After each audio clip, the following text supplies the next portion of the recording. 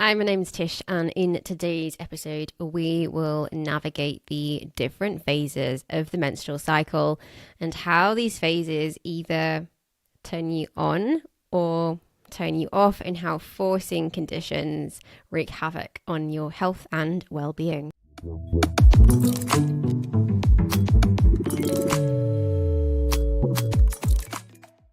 The menstrual cycle is divided into two phases.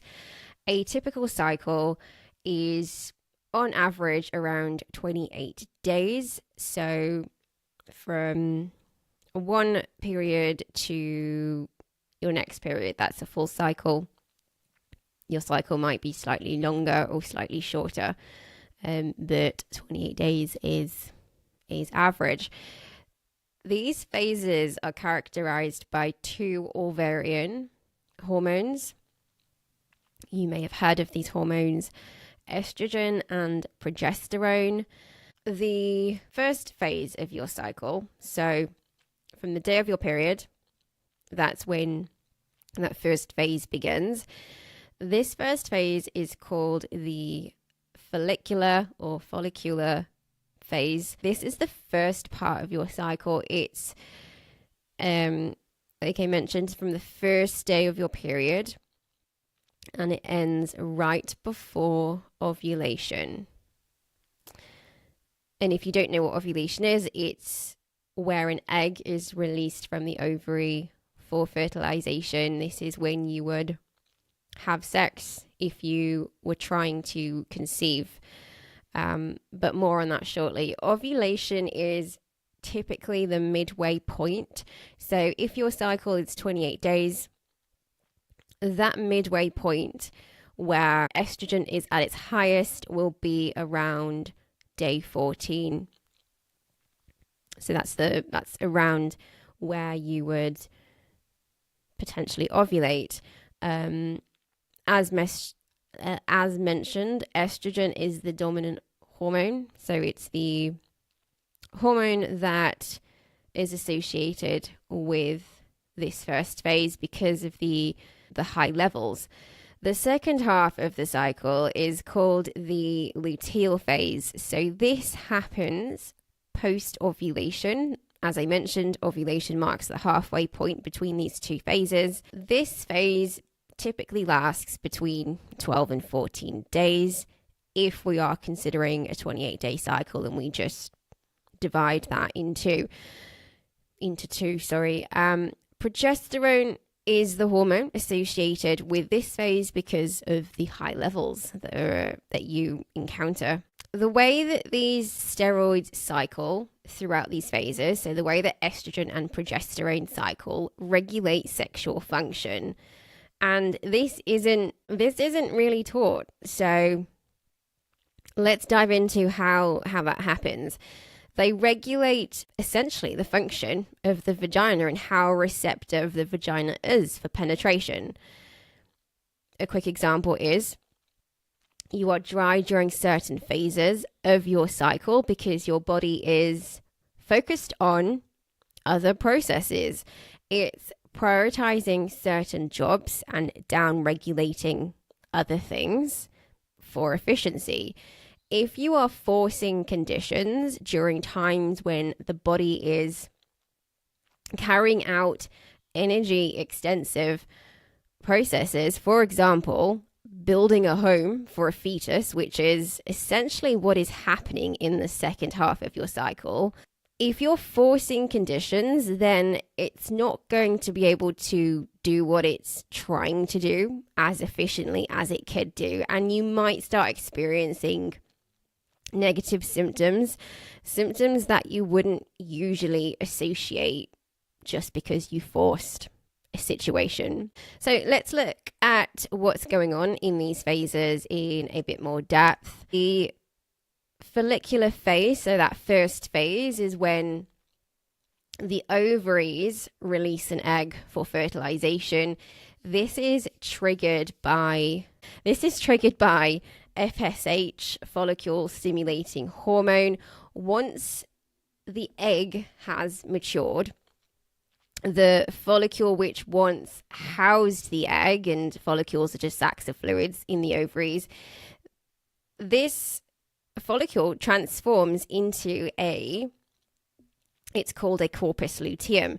It's a temporary organ which produces progesterone. This is where the luteal phase gets its name from, because that follicle, which is quite cool if you think about it, because it once housed this egg, is now producing progesterone for the second phase of your menstrual cycle. Progesterone supports the early stages of pregnancy. It does that by thickening the uterine lining to support the embryo. If that egg isn't fertilized during sex, this is what you shed in menstruation. You are essentially shedding the home of the embryo, or the temporary home. And up to that point, so up to the point of menstruation, you are experiencing 2 weeks of pregnancy. If the egg is fertilized and you are trying to conceive, progesterone will continue to be released for that entire first trimester. So 13 weeks of pregnancy. So how do these phases and their corresponding hormones affect our physiology and our sexual function? That higher estrogen phase, so phase 1, the follicular phase, those higher levels of estrogen are associated with higher energy. You would have experienced this, but perhaps you didn't connect the dots. But it's most likely because you are in that first phase where you're experiencing those higher levels of estrogen. So estrogen is associated with higher energy, positive mood. Estrogen regulates serotonin. So when this is depleted in the second half of your cycle, it's quite normal to experience depression. It also modulates things like dopamine, so you have higher drive and motivation. Higher, your ambition is ramped up during this first phase. Greater emotional and physical resilience, and you guessed it, higher libido. Your arousal is high during this time. In terms of sexual function, you have higher tissue elasticity, so the vagina is more resilient to stress and penetration. The cervix itself is softer and the walls are open. There's higher moisture levels, and you would have witnessed or observed this, but perhaps didn't know why. There's a higher abundance of lactobacilli, which means that you're far less, your chances of a UTI are far less. Your body is not concerned with building a home for a potential pregnancy during this time, hence why all these mechanisms are upregulated. The luteal phase, so the higher progesterone phase, this is the second half of your cycle.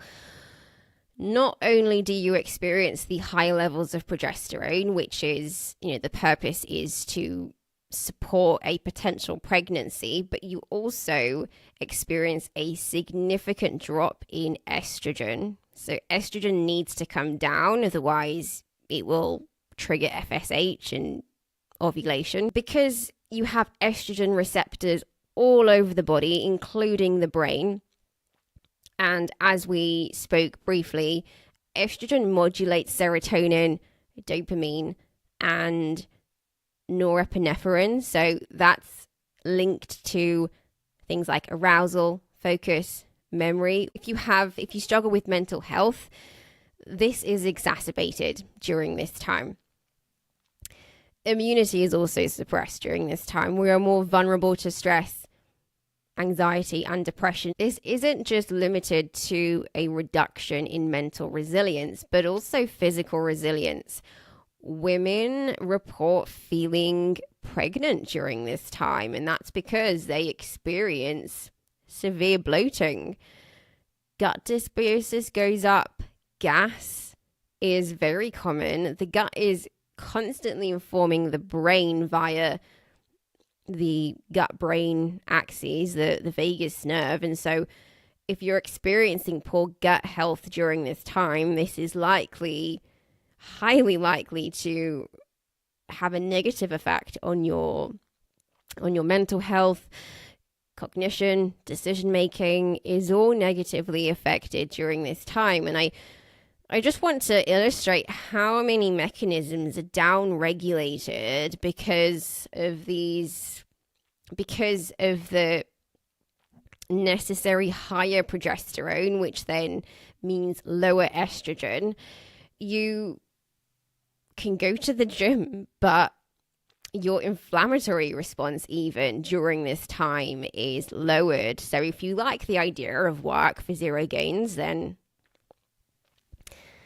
I won't stop you, but it should not surprise you that in terms of sexual function, you're going to experience things like vaginal dryness, less elasticity, that whole area.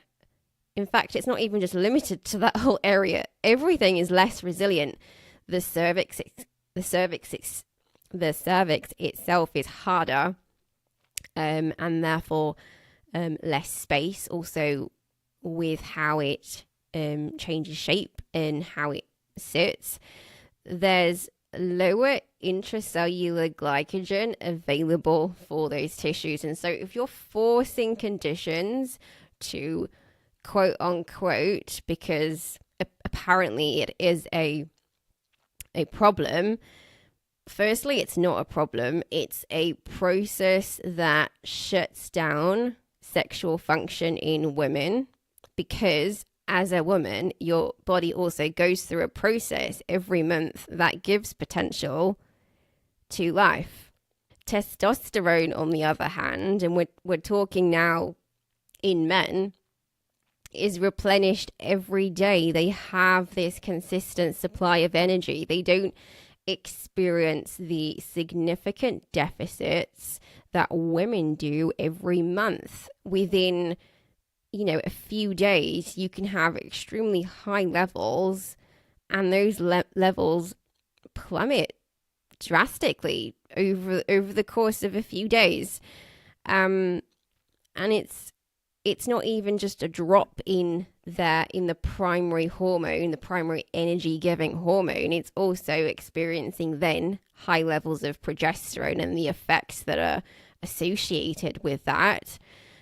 The reason why women experience a greater range of emotion, we know emotion is energy in motion, is because of these hormonal ranges. Estrogen doesn't behave like testosterone, so competing with men, adapting to systems created by men, is detrimental for women's health.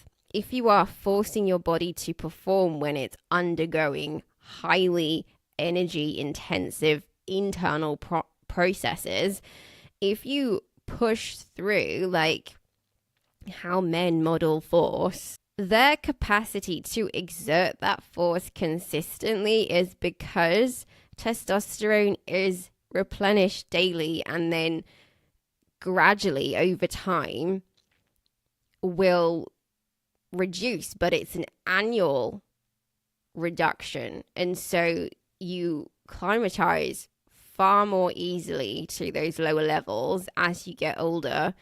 If you are using force during times when the body needs rest, the female body won't be able to do what it was designed to do. It will be less efficient in the process that it's trying to carry out, and then dysfunction will begin to occur. And this is where, this is the birthplace of disease and hormonal imbalance. If testosterone in men dropped the way that estrogen did every month in women, their interest for conflict would it would disappear. It wouldn't exist because they would know just how energy intensive, how much energy and resource it takes every month from puberty that gives potential to life. Women are the ones that are riding these waves and experience these significant drops so that other mechanisms can come online. Estrogen only remains elevated for approximately 10 days out of 28-day cycle. And if you compare that with testosterone, which is replenished every day, and in fact, in the transitional years, which begin in your 30s, yes, you may continue to cycle estrogen, but the baseline is lowered over time. And, you know, you might even hear yourself say something along the lines of, I had so much more steam in my 20s. Menopause starts in your 40s for a lot of women.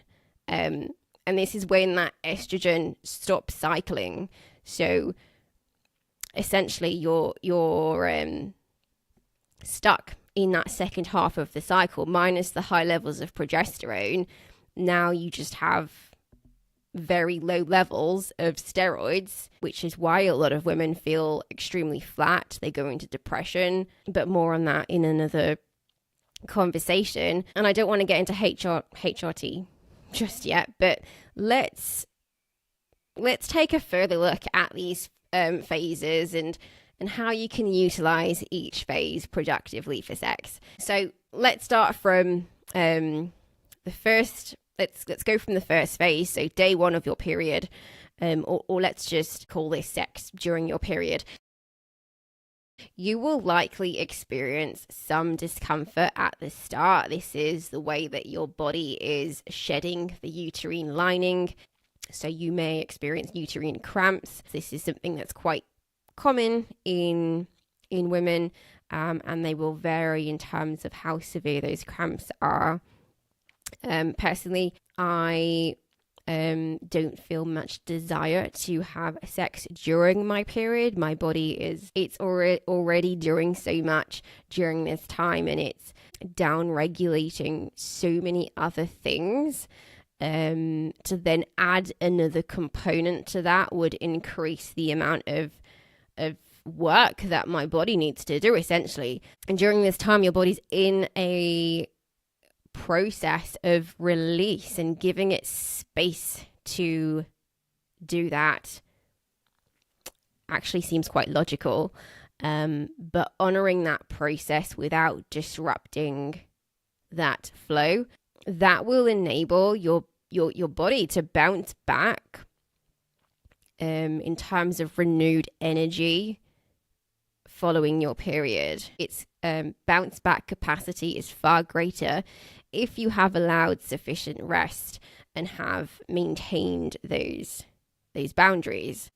Because of the shifts in your hormones just before your period and also just after, you might actually feel a slight increase in libido. And if you do, by all means, satisfy those urges, but maintain boundaries with how you do that. So, for example, most of your nerve endings, if you are watching my videos, are on the vulva itself, meaning that you don't need to have penetrative sex. And even if you do, then perhaps you limit the intensity and the frequency, and focus more on the vulva. This is female pleasure. The vulva is female pleasure. So post period, so to ovulation, so during this time your estrogen levels are rising, your libido begins to ramp up. The body, in fact, because you are experiencing those higher estrogen levels, you might just feel like you're on steroids. I personally do. My body just feels 10 years younger during this phase. You're physically more attractive during this time. Your body is highly intelligent. It makes you more physically radiant because it's getting ready to release an egg and wants to increase the chances of that egg surviving. So, for example, you will have higher pigment in your lips, your teeth are whiter, your face symmetry changes, your hair and your skin improves, even your eyesight improves, you have better digestion. Around ovulation, your vagina is highly lubricated. You have a lot more cervical fluid. You're more resilient. There's more intracellular glycogen. The body has the capacity to function at its best. The vulva is thicker.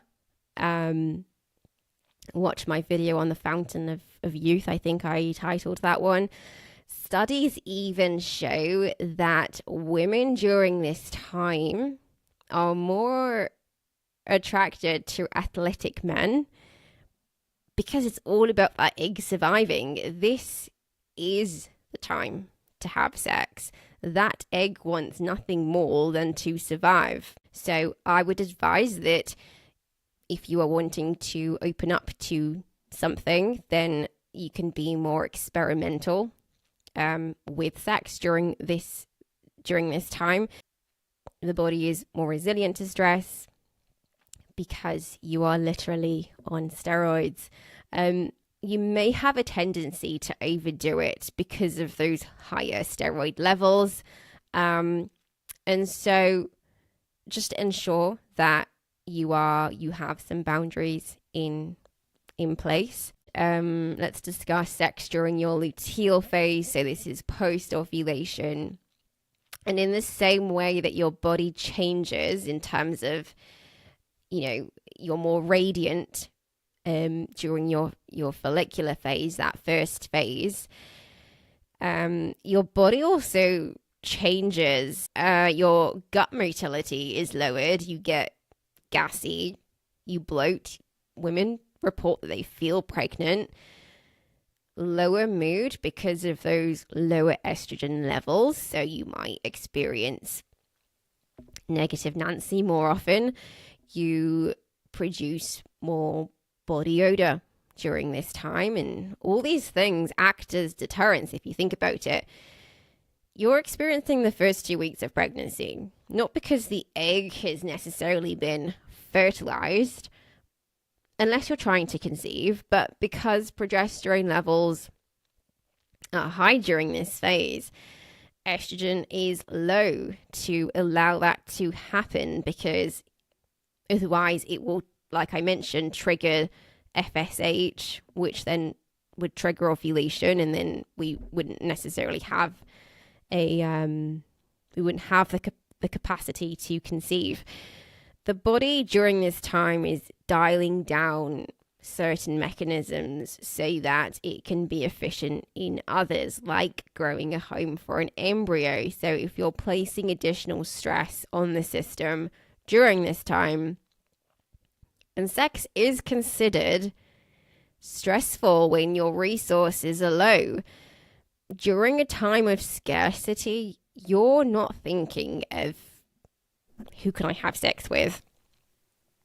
I mean, you might, but men don't experience that scarcity, that drop in energy. So forcing conditions during this time it's like demanding a man to perform with no testosterone. He's going to need help. He's going to need Viagra, just how you're going to need a whole bottle of lube and maybe some plants. You are more likely to also use unhealthy coping mechanisms during this time if you struggle with boundaries, and if you are outsourcing things like love and acceptance, you're just gonna spiral further during this time, and you will have much further to go to then come out on the other side, if you think about spiraling. So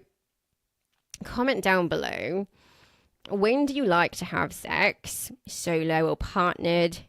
Do you feel like your body is more primed for sex?